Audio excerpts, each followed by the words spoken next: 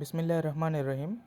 দর্শক বন্ধুরা, আজকে আমি আপনাদেরকে দেখাবো যে আমার আঙিনার মধ্যে যে আম গাছটি রয়েছে এই আম গাছের বর্তমান অবস্থা। দেখুন, প্রথমেই যে আমটি ধরে রয়েছে এটি হচ্ছে থাই ব্যানানা ম্যাঙ্গো। পাশেই যে আমটি রয়েছে এটি হচ্ছে বাড়ি ফোর জাতের একটি আমের গাছ। এই যে গোল গোল আমগুলো দেখা যাচ্ছে এগুলো সব বাড়ি ফোর জাতের আম।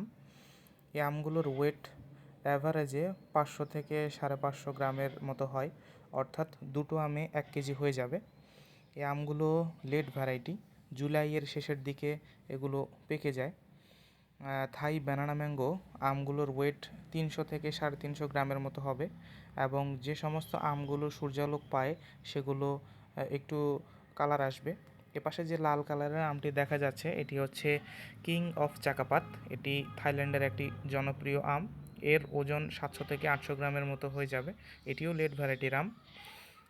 উপরে আমি আরেকটি কলম করে রেখেছি, এটি হচ্ছে নাম ডকমাই সিথং।